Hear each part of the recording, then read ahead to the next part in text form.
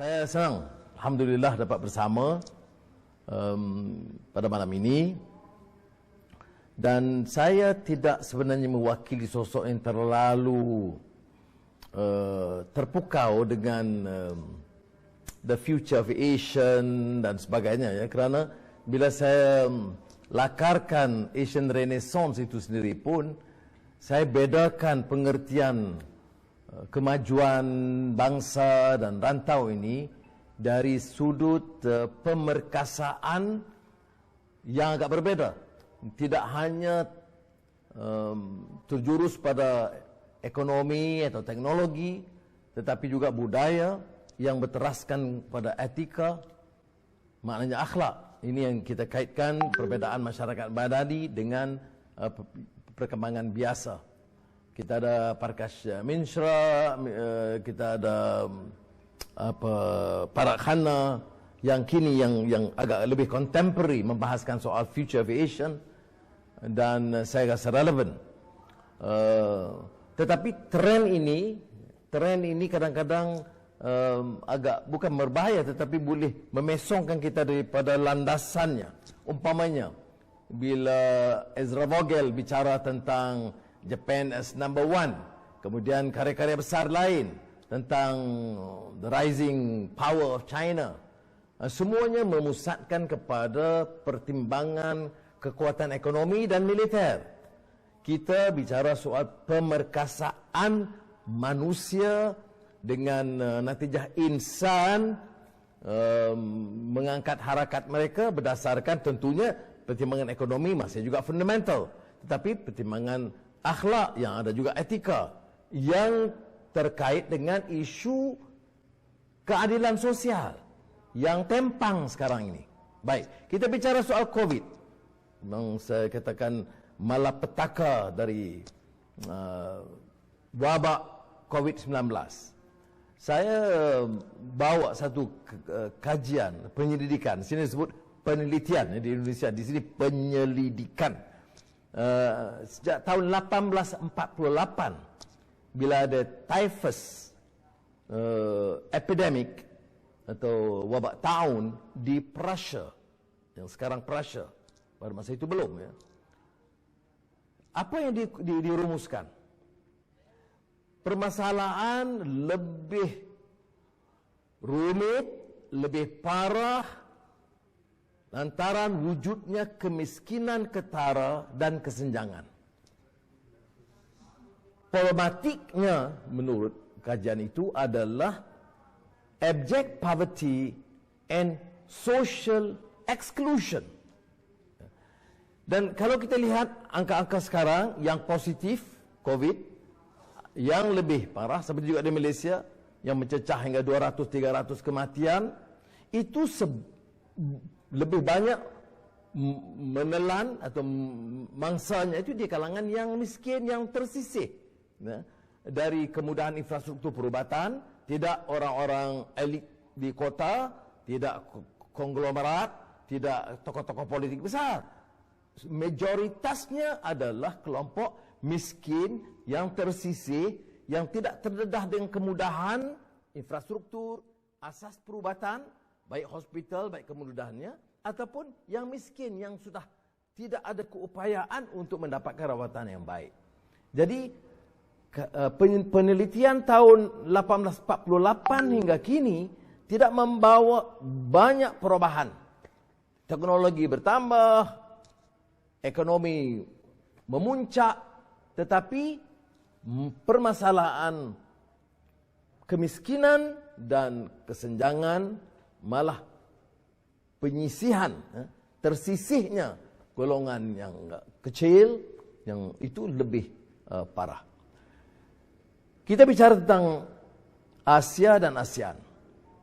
Sekitar 96, Bank Dunia menerbitkan karya penting, The Asian Economic Miracle. Kalau di Indonesia disebut mukjizat. Kita ini dari segi bahasa lebih konservatif. Sebab kata mukjizat ini mukjizat kenabian gitu. Jadi kita gunakan pertumbuhan ekonomi yang menakjubkan. Ya. Itu Asian Economic Miracle itu oleh Bank Dunia. Saya ketika itu Menteri Kewangan. Terus diangkat menjadi begitu beginilah, dianggap baik.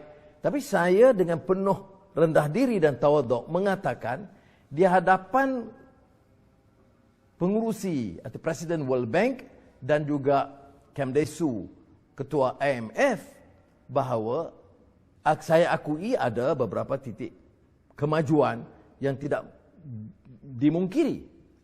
Namun yang mengkhawatirkan saya, di Asia ini, termasuk di Asia Tenggara, adalah kurang upaya kita dalam menangani permasalahan kemiskinan, kesenjangan yang terus melebar. Ya, betul terangkat kehidupan rakyat dalam keadaan biasa. Sebaik ada krisis seperti mana pandemik COVID-19, terus terdedah permasalahan apa yang disebut krisis yang memaparkan permasalahan lebih besar. Jadi sementara kita tidak boleh ambil sikapnya global, kerana Islam itu sendiri adalah agama sejagat, ya. Ummatan wahidah, satu umat yang dengan sendirinya mesejnya global.